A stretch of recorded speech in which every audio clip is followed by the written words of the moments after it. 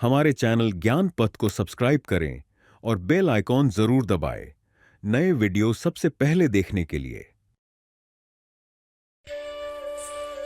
जय श्री कृष्ण। रिश्तों में सबसे बड़ी ताकत क्या होती है? भरोसा। जब भरोसा बना रहता है तो रिश्ता मजबूत होता है, लेकिन जब वही भरोसा टूट जाता है तो इंसान भीतर से हिल जाता है। कई बार हमें लगता है कि सामने वाले ने हमें धोखा दिया, लेकिन क्या हमेशा ऐसा ही होता है या फिर यह सिर्फ हमारा भ्रम होता है? आज हम भगवत गीता के 2 अनमोल मंत्र क्षमा और धैर्य की मदद से जानेंगे कि जब रिश्तों में भरोसा टूट जाए तो हमें क्या करना चाहिए। श्री कृष्ण हमें सिखाते हैं कि इन 2 गुणों को अपनाकर हम अपने जीवन को शांति और प्रेम से भर सकते हैं। तो आइए एक कहानी के माध्यम से समझते हैं कि गीता हमें क्या सिखाती है। पुराने समय की बात है। एक राजा था जिसका अपने सबसे प्रिय मंत्री पर अटूट विश्वास था। मंत्री बुद्धिमान था और राजा के हर फैसले में उसका साथ देता था।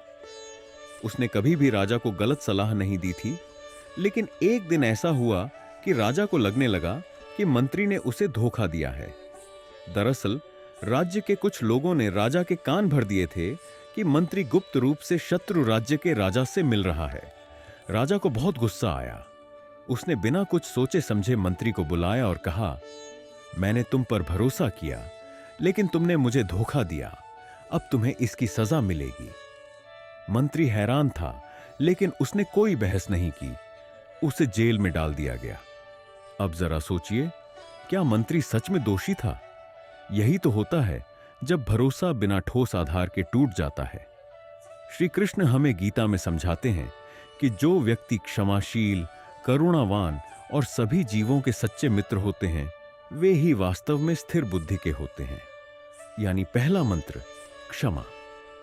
अगर राजा ने थोड़ा धैर्य रखा होता तो उसे सच्चाई का पता चल सकता था, लेकिन क्रोध में आकर उसने मंत्री को ही दोषी मान लिया।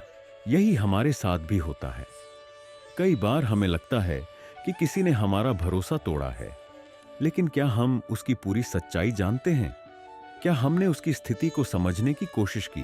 गीता हमें सिखाती है कि अगर हम अपने मन को क्षमा से भर लें तो रिश्ते टूटने से बच सकते हैं। चलिए अब यह भी समझते हैं कि धैर्य क्यों जरूरी है। राजा को तो यकीन हो गया था कि मंत्री ने उसे धोखा दिया, लेकिन असलियत क्या थी? कुछ महीनों बाद राजा को असली सच्चाई पता चली। मंत्री निर्दोष था।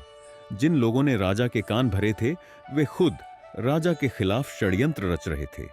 मंत्री तो वास्तव में राजा की भलाई के लिए काम कर रहा था, लेकिन उसे बिना किसी गलती के दंड मिल गया। जब राजा को अपनी गलती का एहसास हुआ तो वह बहुत पछताया। उसने तुरंत मंत्री को जेल से बाहर निकलवाया, लेकिन तब तक बहुत देर हो चुकी थी।